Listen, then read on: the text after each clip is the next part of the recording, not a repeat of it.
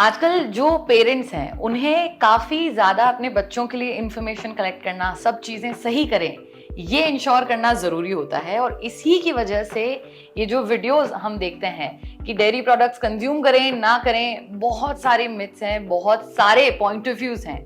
But मैं चाहूंगी कि जब आप किसी की राय लेने या इस तरह की इंफॉर्मेशन को ढूंढने के लिए जाएं तो एक्सपर्ट से सुने। Hi everyone, this is RJ Jiya in conversation with doctor Sandeep Jain. Sir वैसे तो एक जीआई कैंसर सर्जन है, स्पेशलिस्ट हैं, काफी बड़ी बीमारियों को ठीक करते हैं। पर सर ये बहुत छोटी बात है, हर घर के अंदर हर दिन की प्रॉब्लम है कि whether to consume these dairy products और नॉट। आपका क्या एक बेसिक थॉट है, सबसे पहले तो वो बताइए। Very interesting question, Jia, and in fact it is the topic of my interest also. Right. In fact मैं introduce करूँगा सबसे पहले एक मूवी का नाम बता के, Eating Our Way to Extinction. I would recommend all of you to see this movie. It's a scientific research based movie with facts. And इसको देख के पता चलेगा तो मैं बहुत नटशेल में आपको जो साइंटिस्ट की रिसर्च से हमें पता चला है अबाउट डेयरी प्रोडक्ट्स स्पेसिफिकली कि वो हमें उसमें फ़ायदा नुकसान क्या है। Dairy products as old milk से शुरू करते हैं। मिल्क और dairy products as old diet human diet में इंक्लूडेड है जब से हमने कैटल्स रखने शुरू किए। और उसके कुछ एडवांटेजेस हैं इन टर्म्स ऑफ न्यूट्रिशन, जैसे उसमें कैल्शियम होता है, फैट होता है, प्रोटीन्स होते हैं, एनर्जी होती है। तो ये सब लेने के लिए, और ये होलसम चीज़ है। और वो भी फिर डिपेंड करता है आप मिल्क कौन से एनिमल का लेते हो, काउ मिल्क, बफेलो मिल्क, सबके अपने अपने थोड़े थोड़े डिफरेंट कॉन्स्टिट्यूएंट्स हैं। So that is the reason and that is the advantage. लेकिन over the period of time इतनी पॉपुलेशन हो गई है, पॉपुलेशन इतनी बढ़ने से सप्लाई ऑफ डिमांड की प्रॉब्लम आने लगी है। तो उसके लिए डेयरी फार्मिंग शुरू हो गई है। उसमें क्या है, बहुत सारे एनिमल्स को हम, बहुत सारे ग्रीन बेल्ट्स को काट के डेयरी फार्मिंग चलती है। और जब इतने सारे एनिमल्स को एक साथ रखते हैं तो उसमें इन्फेक्शन का रिस्क होता है। तो antibiotic spray, and you won't believe कि एंटीबायोटिक्स का इतना ज़्यादा एक्स्ट्रा ऑर्डिनरी यूजेज है डेयरी प्रोडक्ट्स को हमारे तक पहुंचाने से पहले कि ये सारे एंटीबायोटिक लेडन प्रोडक्ट्स हैं। इसका नुकसान क्या है? ऐसे सोचा जाए तो भाई दूध में अगर एंटीबायोटिक मिल रहा है, मैं स्पेसिफिकली डेयरी और मिल्क और डेयरी प्रोडक्ट्स की बात कर रहा हूँ क्योंकि क्वेश्चन स्पेसिफिक है, otherwise it applies to many other things also. It applies to non vegetarian food also. तो कोई सोचे भाई इसमें तो एंटीबायोटिक भी तो और भी अच्छा इन्फेक्शन कम होगा। It is not like that. In fact आपने सुना होगा एंटीबायोटिक रेजिस्टेंस बढ़ता जा रहा है आजकल, कि आजकल एंटीबायोटिक देते हैं हॉस्पिटल्स में, इन्फेक्शन कंट्रोल ही नहीं होता और सेप्टिसीमिया से डेथ हो जाती है। तो हम ध्यान देते हैं कि पेशेंट्स की जो हमारी जो डॉक्टर्स आदमियों को ठीक कर रहे हैं, उनको जो एंटीबायोटिक हम दे रहे हैं वो लिमिटेड अमाउंट में दें।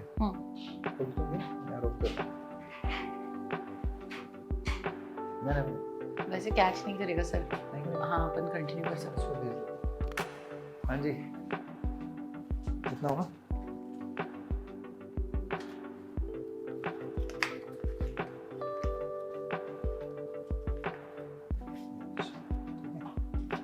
Thank you.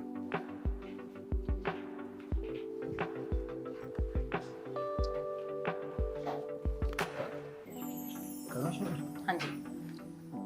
सो मैं स्पेसिफिकली इसको लिमिट करूंगा डेयरी और मिल्क और डेयरी प्रोडक्ट्स पे। तो इतना एंटीबायोटिक हम कंज्यूम करते हैं, और जैसा कि मैंने बताया एंटीबायोटिक रेजिस्टेंस एक प्रॉब्लम है जिससे हॉस्पिटल्स में इन्फेक्शन को हम ट्रीट नहीं कर पा रहे हैं, बैक्टीरिया को एंटीबायोटिक मार ही नहीं पा रही है।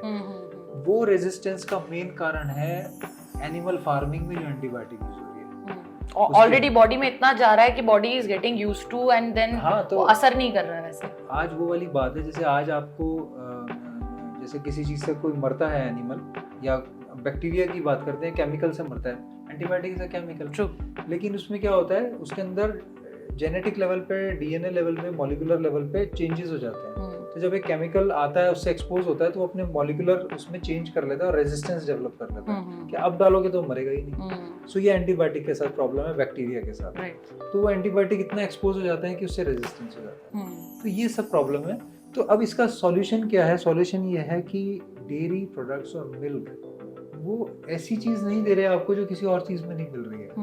कैल्शियम आपको कितनी सारी चीज़ों से मिलता है, प्रोटीन्स, कार्बोहाइड्रेट्स, फैट्स, तो हम ऑल्टरनेटिव कर सकते हैं very easily. We already have many things in our diets जिसमें ये सब चीज़ें मौजूद हैं। So it is not a mandate कि हमें मिल्क और डेयरी प्रोडक्ट्स लेनी चाहिए, दैट इज़ नंबर 1। नंबर 2, अगर लें तो किसी ऐसे सोर्स से लें कि जो कि सेफ लगे, जो आजकल एक्चुअली पता लगाना बड़ा मुश्किल है। चाहे आपके packaged It claims something else and the reality is something और हमारे else. यहाँ तो सिर्फ यही प्रॉब्लम नहीं है, हमारे रीजन में तो आप देखते हो कितने यूरिया रिलेटेड इन्फिल्ट्रेशन और ये सब इतना मिलावट है। तो milk actually is a very very dangerous thing, risky thing actually. तो इसलिए, और ये जो बच्चों का भी है ना कि बच्चों को कहते हैं कि रात में दूध पियो या सुबह पियो, ये भी बहुत ज़रूरी नहीं है। इनफैक्ट मुझे तो पर्सनली इतना कॉन्फिडेंस कम हो गया हमारी फूड सप्लाई पे, कि मिल्क सप्लाई पे, कि मुझे लगता है कि इसको अवॉइड ही करें तो बेटर है। And if once in a while if you are having it is fine, but ये आप जो अपने लाइफस्टाइल का पार्ट बना के और मैंडेट हो जाता है, बहुत बच्चों को तो फोर्स फीड भी किया जाता है। नहीं, बड़ों को भी। इनफैक्ट बड़ों में अनदर प्रॉब्लम है, रात को सोने वाला दूध तो बिल्कुल बंद कर देना चाहिए। क्यों?